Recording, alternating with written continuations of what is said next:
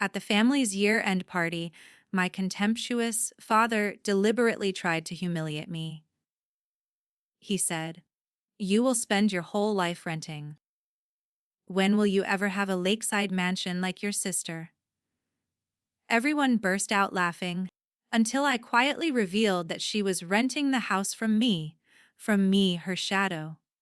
The entire dinner table fell silent. My father froze, and my sister's face turned pale. That moment of frozen silence, however satisfying, had been decades in the making. For as long as I, Elise, could remember, our house on the east side of Columbia, South Carolina, operated under one simple, brutal hierarchy.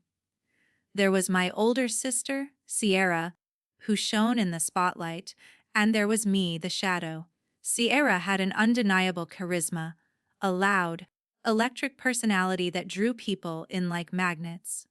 My father, Gerald, lived for her performance, equating her effortless, social grace with his own inevitable success.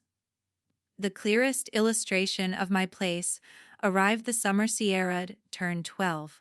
Gerald rented the entire community pool, hired a professional DJ, and bought a 3-tier fondant cake with edible gold flakes for her party. 3 weeks later, I turned 8. I received a plain Walmart sheet cake with plastic roses and 8 candles, which I cut quickly in the harsh kitchen light. My father told me not to drag attention away from Sierra's big weekend.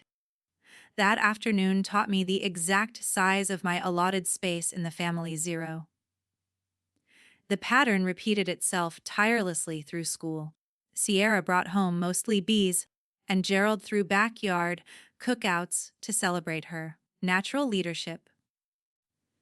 When I brought home straight A's and perfect attendance, he merely glanced at the paper, gave a single nod, and stated flatly, "That is your job, Elise. Stay out of trouble." He spent the rest of dinner mapping out Sierra's future as if she were already famous. I tested the system once at age 10, asking why my perfect grades earned nothing while Sierra's average ones were praised. Gerald laughed, ruffled my hair hard enough to hurt, and announced to the whole table, "Because Sierra is the future of this family. Elise just needs to stay quiet and behave."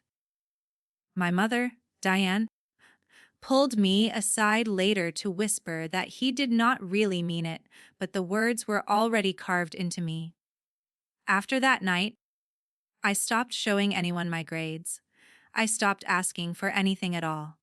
By high school, the rules were unbreakable. Sierra got new iPhones, new clothes, and a generous allowance. I wore her hand-me-downs until the seams gave out, used a 2-generation-old flip phone, and received $20 a week for being responsible. The final, cementing moment came one Christmas when she unwrapped a brand new MacBook Pro and a diamond pendant because she was going places, while I opened a $20 Target gift card and a lecture about gratitude. That was the moment I fully accepted the truth. Competing only made me look petty and jealous. Staying invisible hurt less.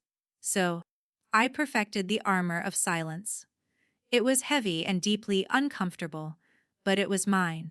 I learned to sit through entire family dinners without uttering a word, smiling politely when Gerald bragged about Sierra's destiny, and nodding when Diane called me the dependable one.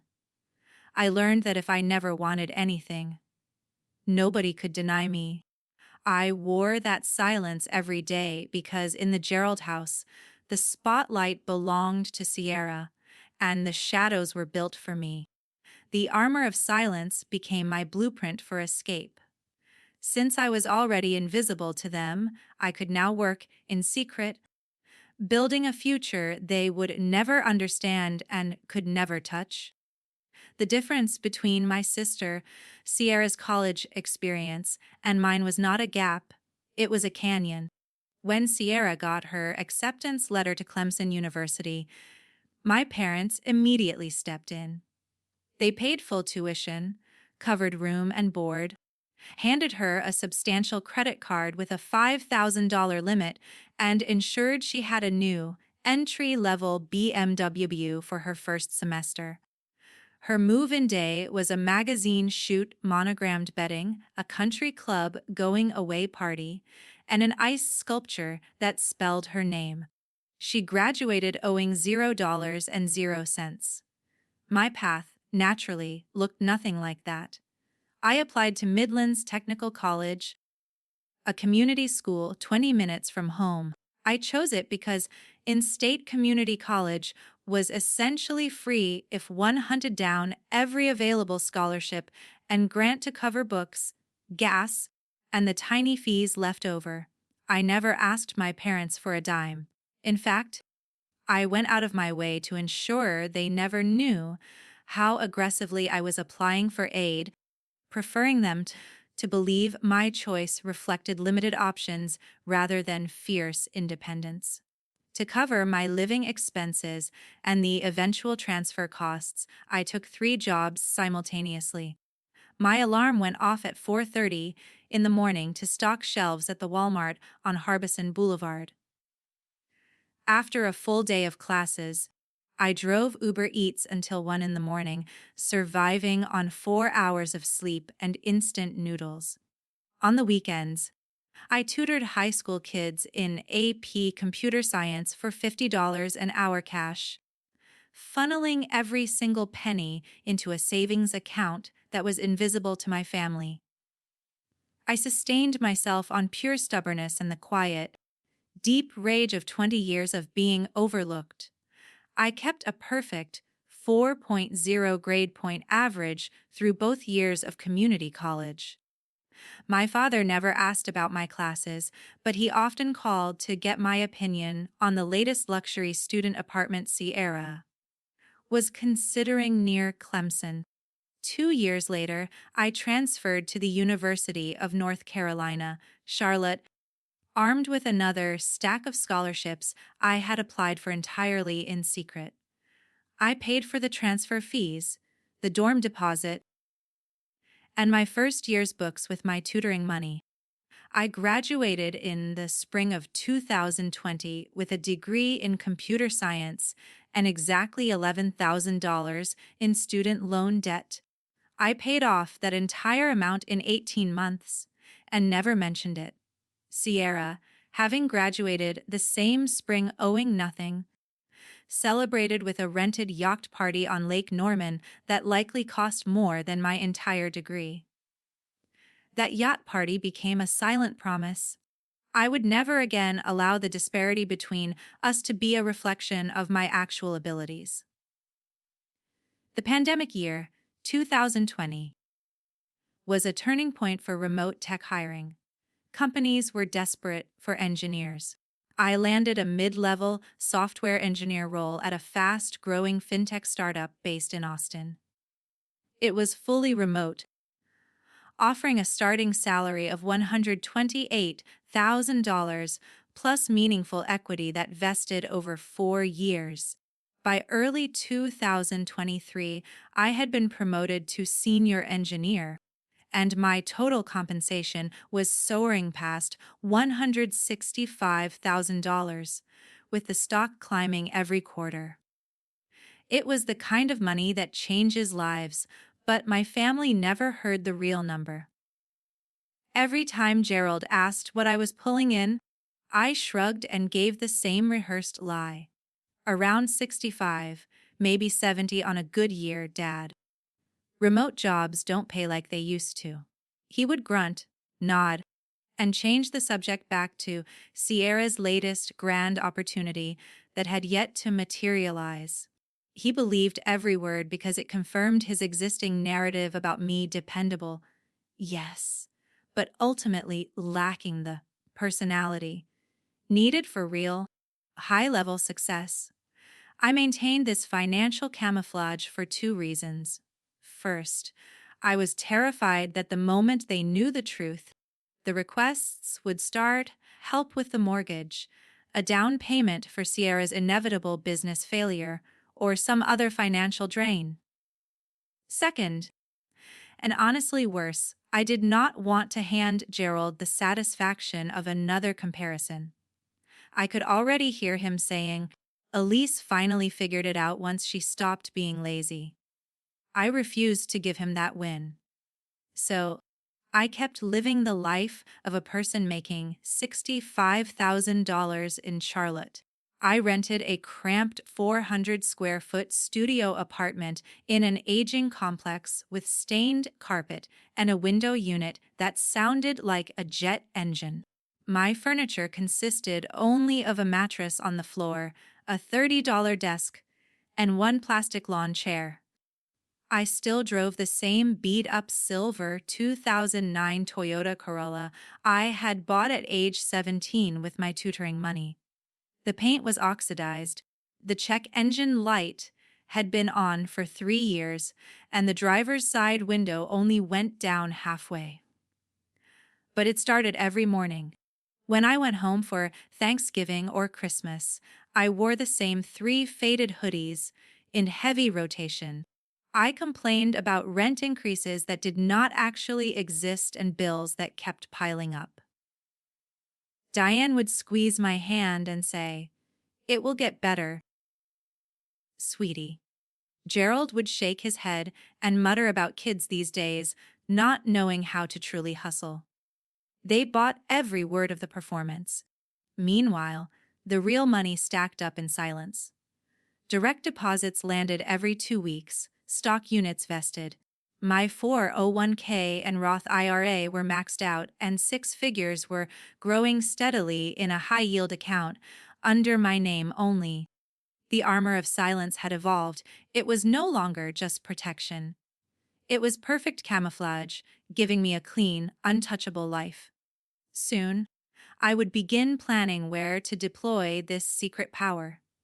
The camouflage worked perfectly, but it was purely defensive. I needed an offensive measure, a way to translate my hidden financial strength into a decisive blow against the family narrative. And I found it in the winter of 2020 and 2021. During the pandemic, the luxury real estate market around Lake Murray had gone ice cold. Interest rates had briefly spiked, out-of-state buyers had vanished, and properties that once sold in a single weekend were collecting dust for 6 months or longer. I had spent the last year refining a private, saved search alert for properties in the most exclusive coves, and one listing refused to leave my attention. It was a 5-bedroom, 5.5-bath contemporary waterfront home on a protected inlet boasting 180 feet of private shoreline. The features were absurd: a deep water dock with a covered boat lift, a 2,000 square foot rooftop terrace that wrapped around 3 sides of the house, floor to ceiling retractable glass, walls facing the sunset, and a negative edge pool that looked like it spilled straight into the lake. Its original asking price had been $2,300,000. By mid-December, the owner, a retired cardiologist relocating permanently to Naples, Florida, had slashed it to $1,800,000. Desperate to unload the asset before the January property tax bill hit, I moved immediately. On December 27th, I submitted a full-price offer, $1,800,000. The terms were aggressive and clean: 40% down in certified funds, a 15-year fixed mortgage secured at the pandemic low rate of 2.6%, and a cash closing scheduled within 15 days. With no contingencies except clear title, the owner accepted within 4 hours. The true work, the most essential part of the camouflage, began during the closing process. My maternal grandmother, Margaret Reeves, had passed away in 2018. Her revocable living trust automatically converted to irrevocable at her death, and her will named me sole successor trustee with explicit authority to acquire, hold, and manage real and personal property for the benefit of her descendants without court supervision. I retained an estate planning attorney in Greenville, not Columbia, who drafted a new, single-purpose, irrevocable trust titled the Margaret Reeves Irrevocable Asset Trust 2021. The legal system ensured the trust was a perfect shield. Ownership was impossible to trace back to me using any public records. The warranty deed was recorded directly to the trust. My personal name never touched the X-Shooty-1 settlement statement, the mortgage note, the title insurance policy, the homeowner's insurance binder, or the Lexington County tax rolls. To every public record in the United States, the owner was a trust named after a woman who had been deceased for 3 years. I controlled the trust, I signed the paperwork, I managed the funds. But officially, I was a ghost. Renovation began the week after closing on January 8, 2021. I paid cash for every line item, drawing funds directly from the trust's dedicated account. I demolished the dated brass and marble, installed 7-inch European white oak flooring throughout the 3 stories, replaced all the countertops with honed Taj Mahal quartzite, and installed matte black fixtures and hardware. I upgraded the infrastructure, installing a full Crestron home automation system with hidden speakers and motorized shades, and replaced both HVAC units with high-efficiency variable speed systems. Outside, the dock was rebuilt with maintenance-free composite decking, complete with underwater LED lighting and a new covered boat lift rated for 12,000 pounds. The pool received a new diamond bright finish and a hidden automatic cover.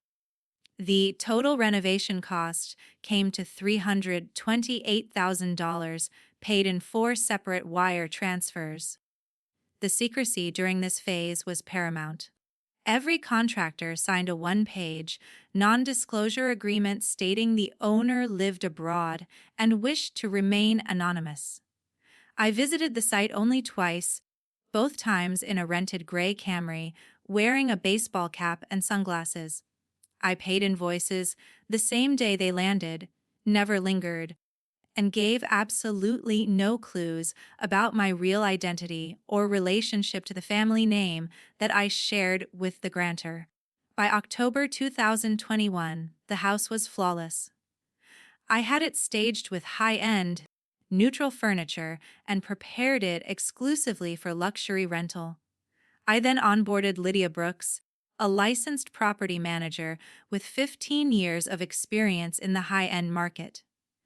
Lydia handled everything: marketing through private placement channels only, applicant screening, lease execution, rent collection, maintenance coordination, and all tenant interaction.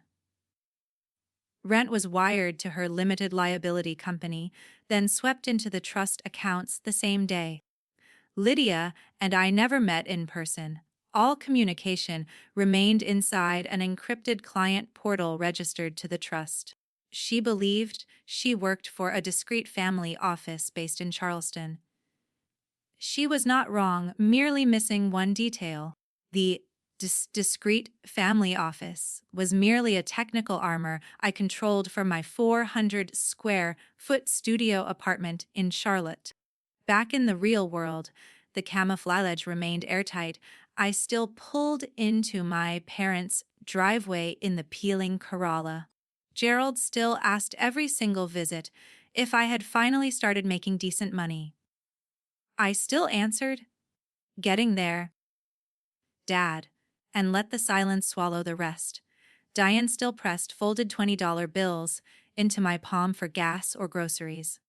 I kept up the act, knowing that none of them had the slightest clue that the exact lake house in the expensive online screenshots already belonged to the anonymous trust I controlled. The first full year of ownership was textbook. Lydia leased it furnished to a relocating pharmaceutical vice president for $12,000 a month on a 2-year term. The house cash flowed successfully, covering the mortgage, taxes, insurance, and maintenance with funds left over, and it appreciated by another $280,000 simply by existing. I studied every monthly photo report, fresh orchids on the island, shoes aligned, no damage. I kept my face completely neutral whenever the topic of lake life came up at family gatherings. The secret was locked tighter than a vault, and I was the only living person who held the combination. 2 complete, uneventful years rolled by in that silent rhythm: invisible ownership, invisible equity, invisible power. But that rhythm was about to be broken by a development I had never dared to name out loud. The silent rhythm of invisible ownership continued for 2 full years, the trust accounts swelling with appreciation and rent payments while I maintained the quiet fiction of my struggle. Then, one ordinary Tuesday morning in July 2023, everything tilted. An email from Lydia Brooks, my property manager, popped up with the subject line, "New application, Lake Murray waterfront."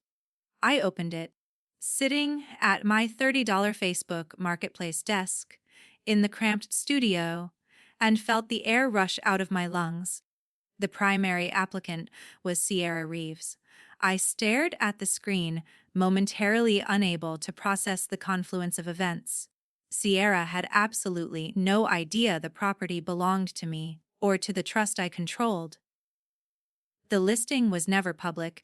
Lydia only marketed the house through private placement channels. The password-protected link was sent exclusively to prospects who could document serious money.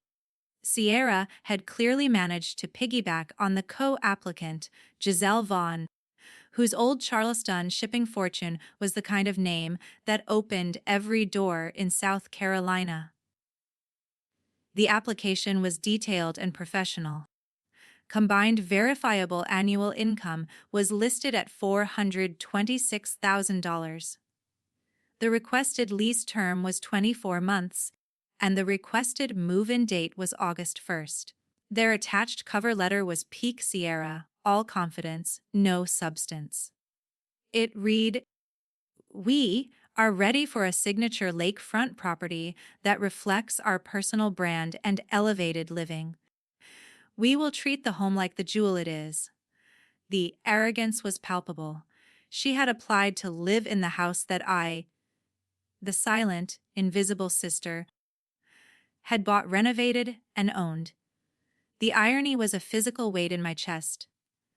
I stared at the screen for a full 5 minutes, contemplating the choice. I could hit reject right now and never think about it again. I could cite her lack of primary income or request a meeting that would expose the trust. But that felt like too small a victory, too quiet a retraction.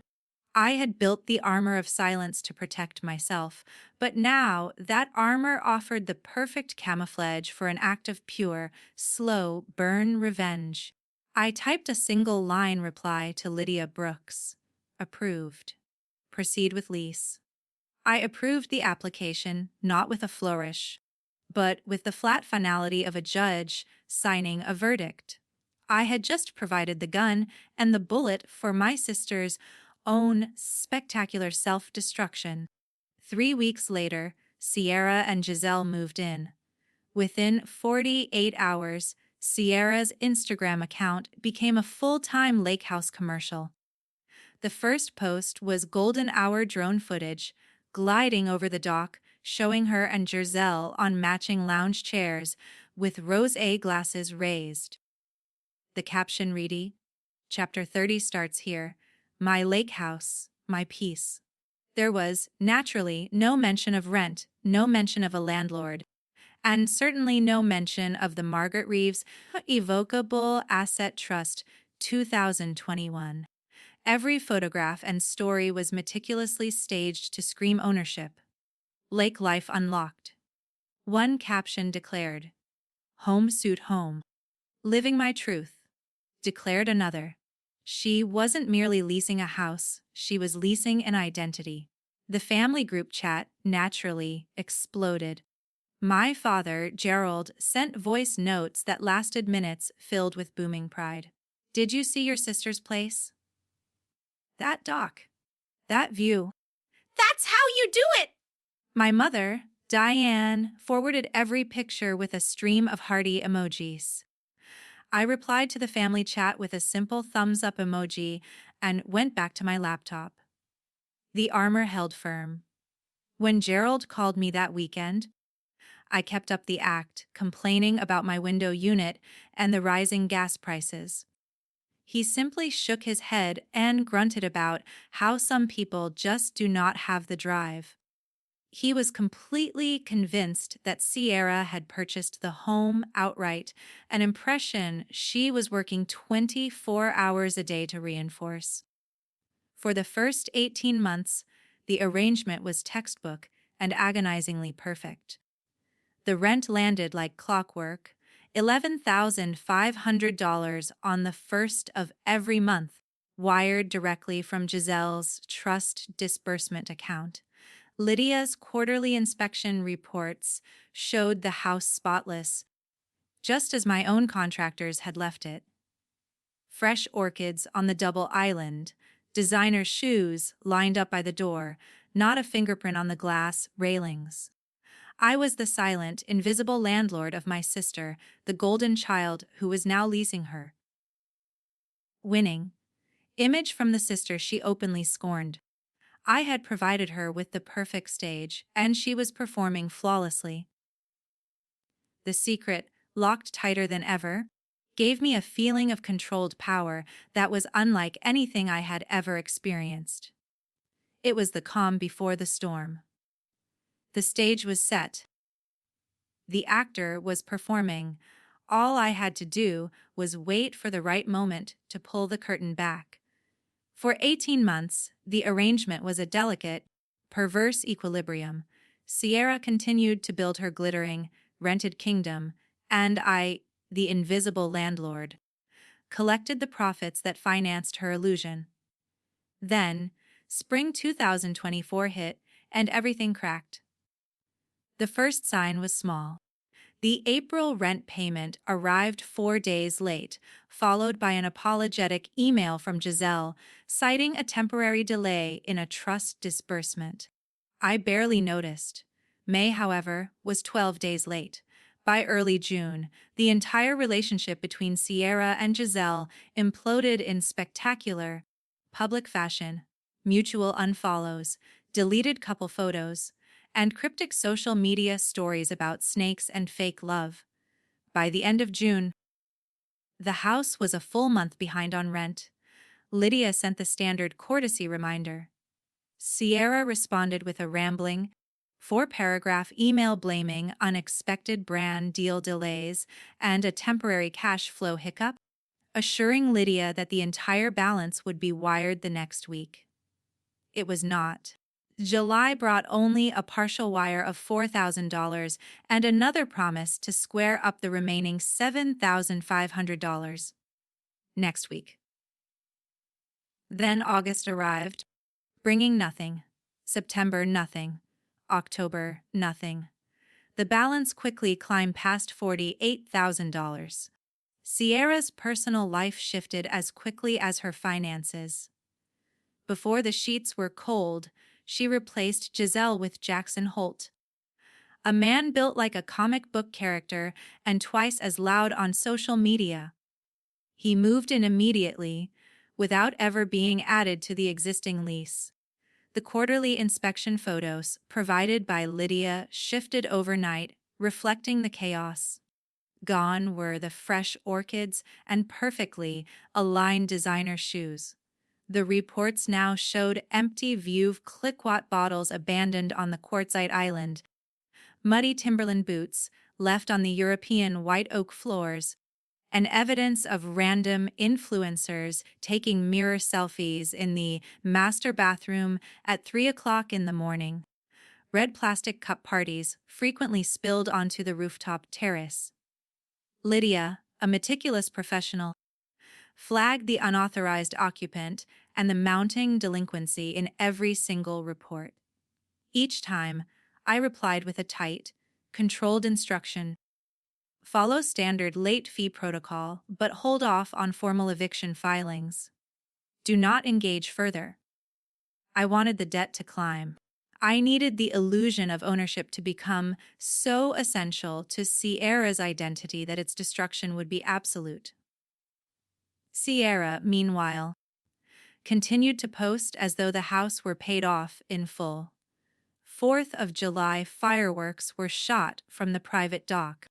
Labor Day weekend featured an inflatable unicorn the size of a car anchored in the protected cove. For Halloween, she posted photos of a catered oyster bar set up on the lower deck.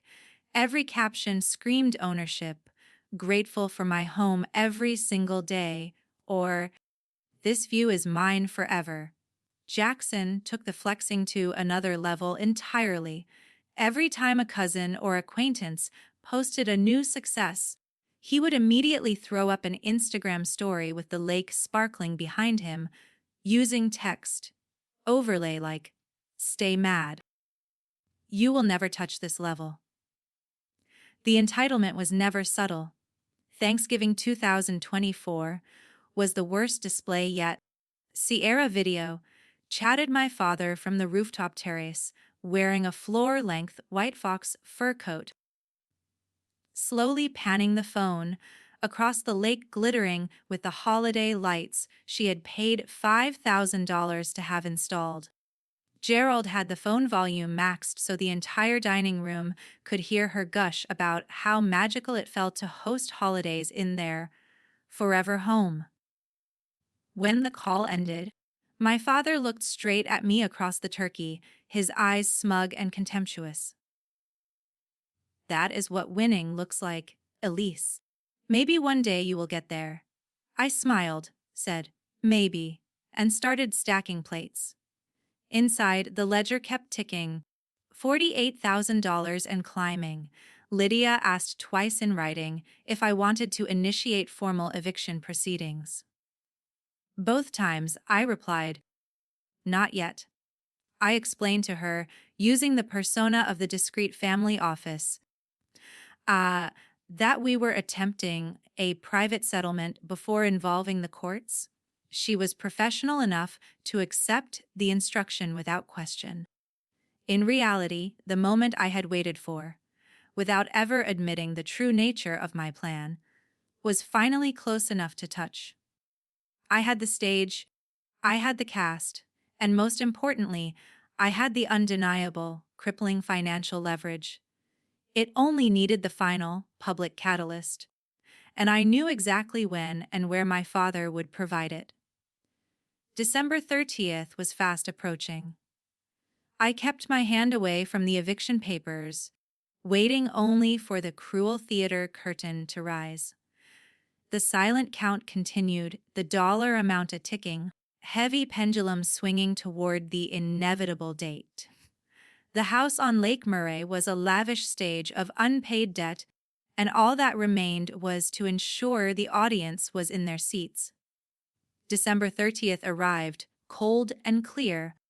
It was the night of the family's annual New Year's Eve dinner, an event my father, Gerald, treated less like a celebration and more like a shareholder meeting where he presented his successes, Sierra, and quietly minimized his liabilities. Me. The old house in Columbia was stuffed with 20 people: parents, aunts, uncles, Gerald's 4 closest golf buddies, Diane's book club ladies, and cousins I had not seen since high school. The dining room table required every available leaf. It was covered in white tablecloths, too many wine glasses, and the massive annual prime rib roast that likely cost more than my first 2 paychecks at Walmart combined. Sierra and Jackson arrived impeccably, dressed in matching cream cashmere, looking exactly like they had walked off a Ralph Lauren photo shoot. They exchanged air kisses with relatives, accepted lavish compliments on their clothing, and, of course, their supposed lifestyle. I sat in my usual corner seat, wearing one of my 3 faded hoodies, my sleeves pulled over my hands, quiet as always. The performance began the moment Gerald started drinking at 4 o'clock that afternoon. By 9:30 in the evening, he was flushed, his eyes glassy, and his voice loud enough to rattle the neighbors. He pushed his chair back from the table, grabbed a spoon, and clinked his glass until every conversation died. The room settled into an expectant silence. This was the moment the patriarch claimed the floor. Another year almost gone, he boomed, sweeping his arm dramatically across the room. And some of us crushed it. Some of us, well, didn't. The opening line, sharp and calculated, was already aimed at my chest. He then turned his body and pointed his wine glass straight at me, treating it like a weapon. Elise, he announced, his voice carrying clearly over the dead silence. 20, 6 years old and still renting some crappy studio. When are you finally going to grow up and do something with your life? A wave of laughter rolled around the table. It was not malicious laughter from everyone, perhaps, but certainly compliant laughter, the kind that people offer the person holding the financial power.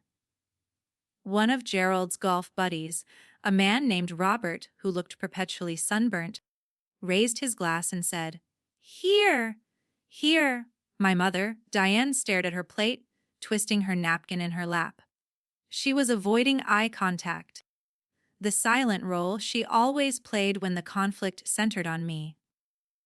Sierra leaned back in her chair with that small, knowing half smirk she had perfected years ago, the smirk that said, "Yes, the difference between us is truly vast." But Gerald was not done. He rarely was. He swept his arm grandly toward Sierra. "Look at your sister! Lake house, private dock, rooftop parties for 50 people. That is what winning looks like. Maybe take a few notes for once in your life." The pain of the words was dull now, completely anesthetized by the weight of the secret I carried. He was providing the perfect, final, necessary staging for the entire event.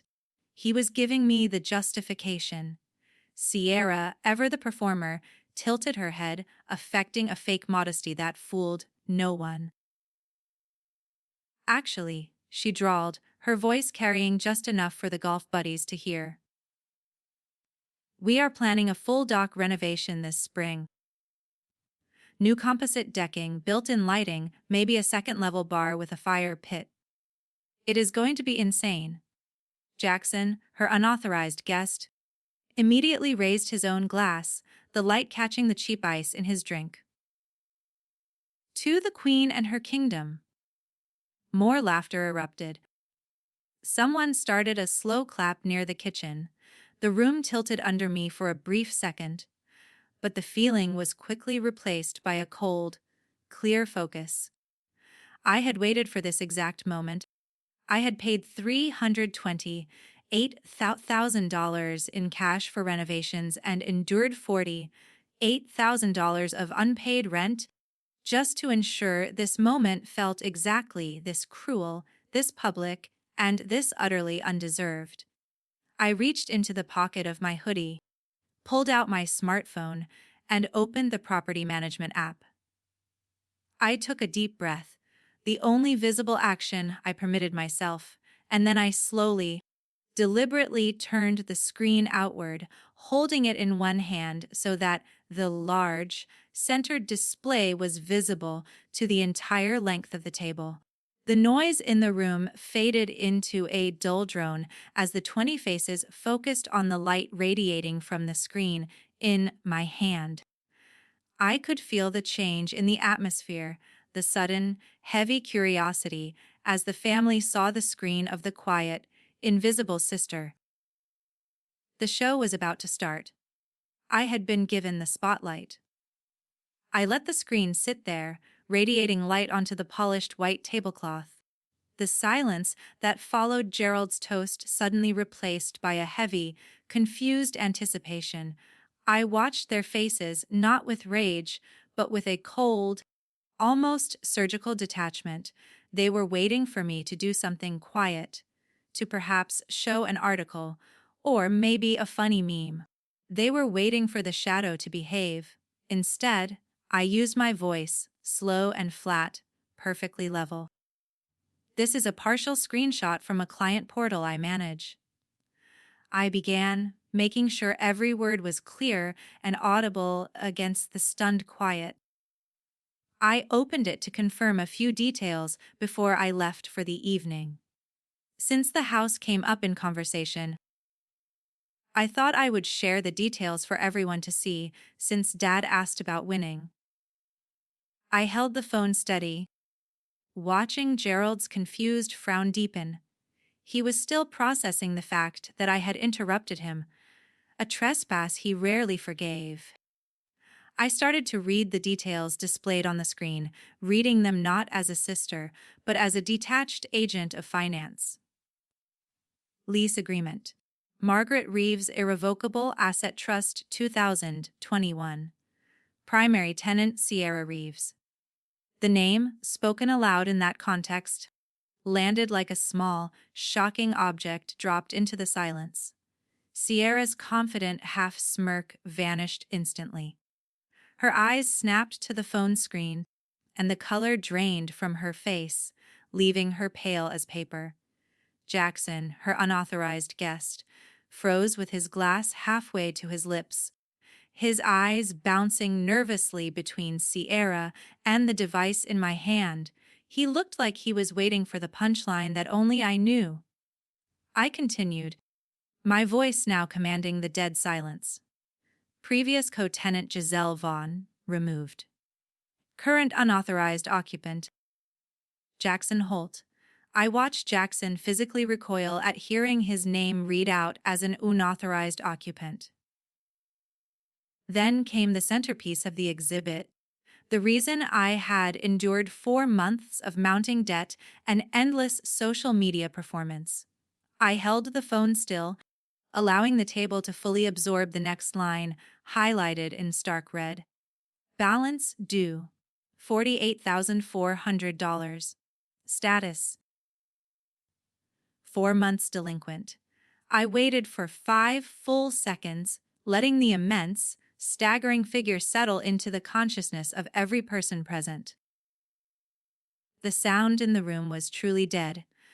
You could have heard the grandfather clock ticking in the hall. But even that seemed to stop. Gerald's mouth opened, closed, then opened again, cycling from the drunk flush red to a sickly, mottled purple. The wine glass in his hand shook so hard that a drop splashed onto the crisp white tablecloth. You. Sierra choked out, her voice high and broken, unable to form a complete question.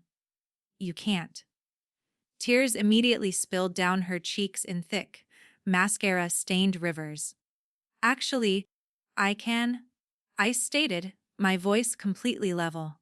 I did not raise it, I did not shout, and I did not allow a single crack of emotion to show. I bought that house in 2021. It is held in the Margaret Reeves Irrevocable Asset Trust 2021, which I control as sole trustee. The trust purchased the property for $1.8 million, paid $328,000 cash for renovations, and holds the deed. My name never appears on anything public. I turned the phone slightly, making sure every single person could read the glowing, red-fonted, overdue balance. Sierra applied to rent it in 2023. I personally approved her application. This was the core truth. The humiliation was not imposed upon her, it was self-inflicted. with my careful permission. The room remained utterly silent, suspended in a state of collective shock.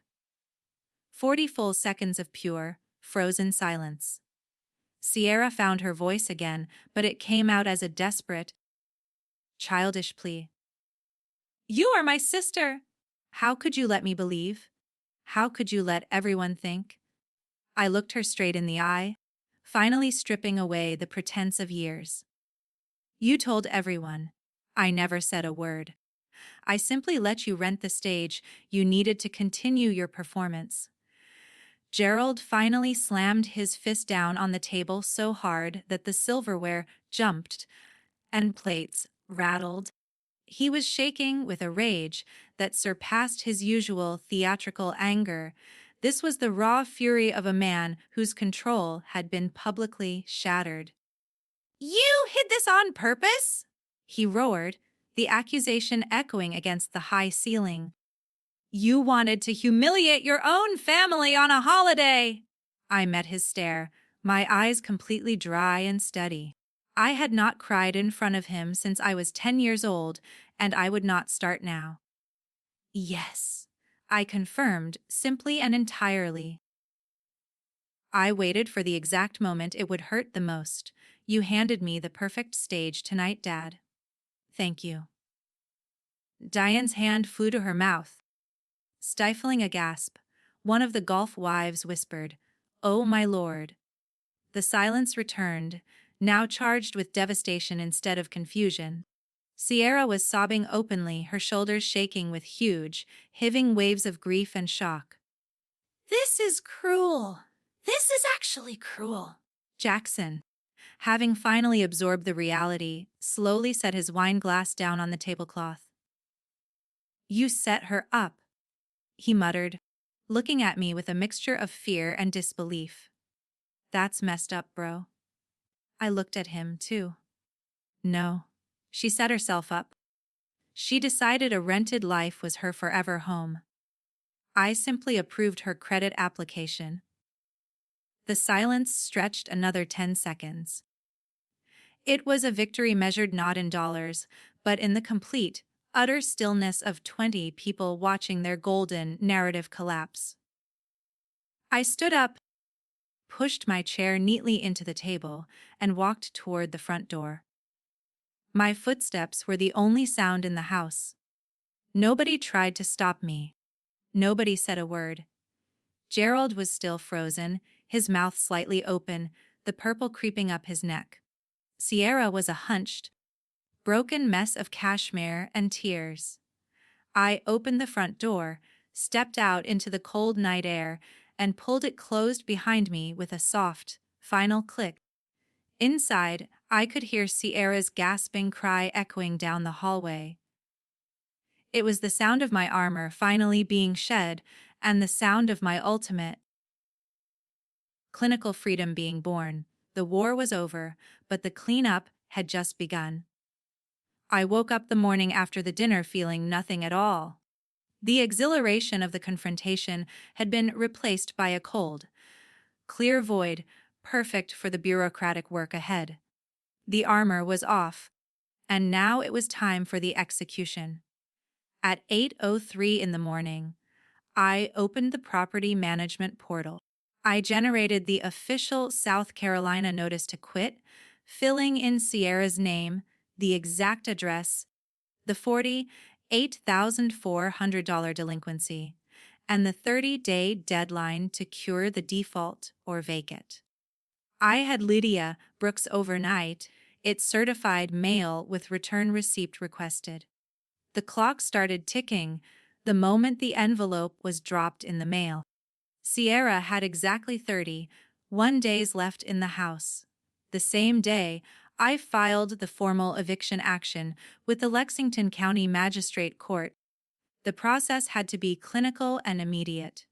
Sierra never paid a single dollar of the back rent, not 1 cent. Her credit score, which had been in the 700s when she moved in, collapsed under the weight of 4 months of missed payments, late fees, and the collection account I sent the debt to on day 32. By March, her FICO score sat at 572. No reputable landlord in North or South Carolina would rent to her without an elaborate co-signer arrangement, first and last month's rent, and a deposit equal to another full month. For the next 3 years, she bounced between temporary situations. 6 months on a pull-out couch in a one-bedroom apartment with an old sorority sister who eventually asked her to leave.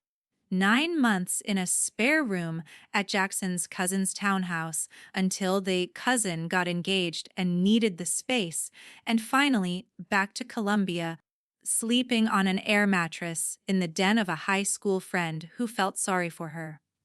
Every move was smaller, cheaper, and more humiliating than the last, a direct consequence of her shattered credit history. Jackson Holt lasted exactly 4 days after December 30th. On January 3rd, he packed his shaker bottles, his ring light kit, and his massive ego. He posted one final shirtless mirror selfie with the caption, "New year, new energy, no baggage," blocked Sierra on every platform, and vanished. The story spread through Gerald's golf circle like wildfire. One of his buddies had filmed 28 seconds of the dinner table revelation on his phone and dropped it in the club's WhatsApp group before dessert was served. By New Year's Day, every club member, or I wouldn't make it, every club member knew the golden child had been squatting in her little sister's lake house and got exposed in front of the entire family. Gerald stopped getting invited to the Saturday 7:30 in the morning tea times. When he showed up anyway, the ribbing was merciless. "Hey, Jerry, how's the lake house treating you?" was always followed by howls of laughter. He quit the club in April, sold his membership at a loss, and never stepped foot on that course again. Diane called me 19 times in the first 10 days. The voicemail started with shock, moved to tears, then bargaining, then anger, then tears again. The final one was 2 minutes and 14 seconds of quiet sobbing with no words. I listened to each one exactly once, then blocked the number. I blocked Gerald's cell, Sierra's cell, the house landline, and every aunt, uncle, and cousin who tried to help us work it out. One by one, they all disappeared from my phone. Lydia relisted the house on March 15th. The market had flipped hard in the opposite direction. We received 14 offers in 5 days, 11 of them cash, 9 over asking price. I accepted $2,740,000 from a cash buyer relocating from Silicon Valley. We closed April 12th. After paying off the remaining mortgage, Lydia's commission, and closing costs, the trust cleared $918,000 in profit. I wired it to a new, non-linked account in Austin the same day. By May, I had accepted a principal engineer role at an Austin-based Series B company, fully remote again, with a signing bonus large enough to buy a downtown loft outright. I flew to Texas one long weekend, walked through 3 condos, put cash down on a 2-bedroom on the 22nd floor overlooking Lady Bird Lake, and never returned to the Carolinas. I changed my phone number the day I signed the purchase agreement. I deactivated every social media account that had ever carried my real name. I blocked every known email address, every old handle, every possible way they could reach me. I lost a sister who was never really mine, parents who never truly saw me, and an extended family that chose silence over justice. In exchange, I gained the only thing that ever mattered: complete, unbreakable freedom. I no longer had a biological family, but I had peace, safety, and the ability to breathe without waiting for the next comparison or the next dismissal. That freedom was worth more than every dollar I made and every apology They would never mean.